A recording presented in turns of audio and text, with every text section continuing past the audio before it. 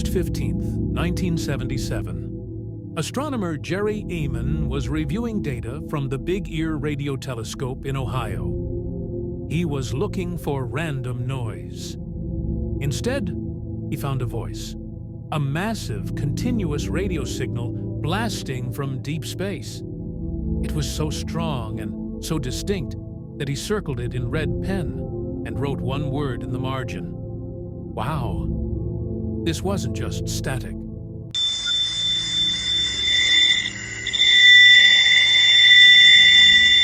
The signal lasted for exactly 72 seconds.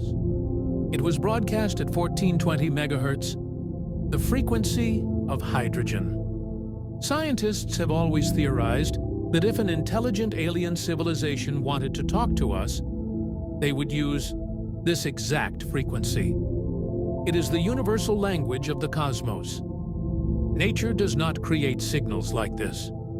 Something built a transmitter and aimed it at Earth. When scientists traced the source, the mystery got darker.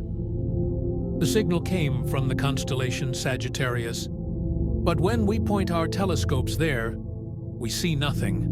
No stars, no planets, just empty, black void. Was the signal sent from a ship moving through the darkness? We immediately turned our dishes back to that spot. We listened for hours, then days, then years, but the sky was silent. We have never heard the signal again. Why would a civilization send a message once and then shut up?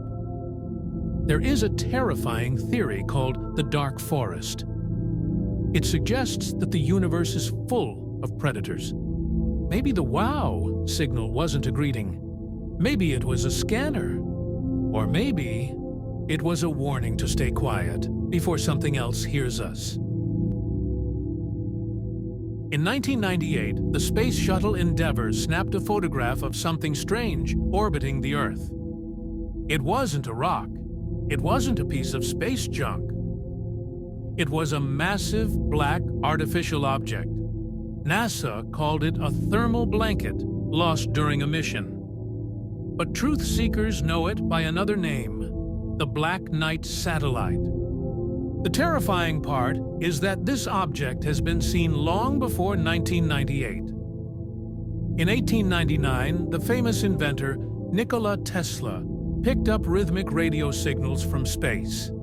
He believed he was talking to an intelligent machine orbiting our planet. 50 years later, in the 1950s, before humans had ever launched a satellite, U.S. radar detected an unknown object in polar orbit. We didn't have the technology to put it there. The Russians didn't have the technology. So who did?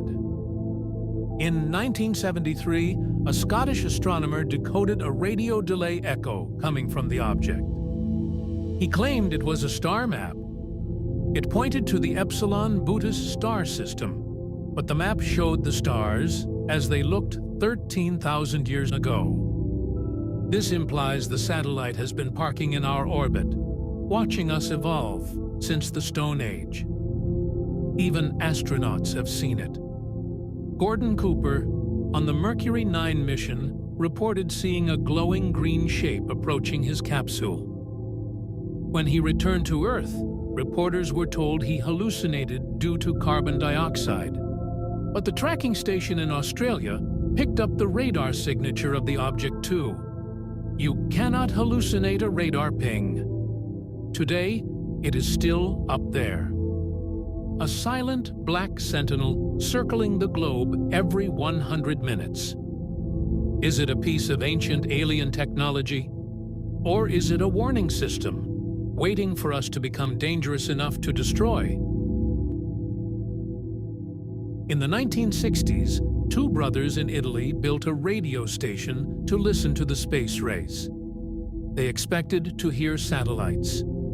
Instead, they heard screams.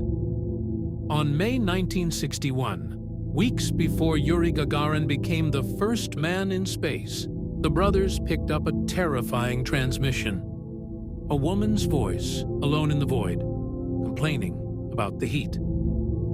"I am hot," she says. "I see flames." And then, silence. This is the theory of the lost cosmonauts. We know Yuri Gagarin was the first man to survive space. But was he actually the first to go? The Soviet Union was obsessed with secrecy. If a launch failed, they simply deleted the files. They airbrushed the dead cosmonauts out of photos. But they couldn't delete the radio waves. The Giudica Cordiglia brothers recorded multiple phantom missions. One recording captures a heartbeat, slowing down and stopping as a cosmonaut suffocates. Another captures an SOS signal drifting away from Earth into deep space. The official Soviet records say these missions never happened. But the audio tapes tell a different story. We know for a fact the Soviets cut corners. In 1967, Vladimir Komarov fell to Earth in a capsule he knew was broken. U.S. listening posts reportedly heard his final words as he plummeted. He was cursing the engineers who put him inside a botched spaceship. When he hit the ground, his body was turned to ash. How many others are up there? Floating in the darkness, perfectly preserved by the vacuum of space. They are the ghosts of the atmosphere, drifting forever in a metal coffin. Would you go to space knowing this? Subscribe to Dark Era Docs for more hidden history.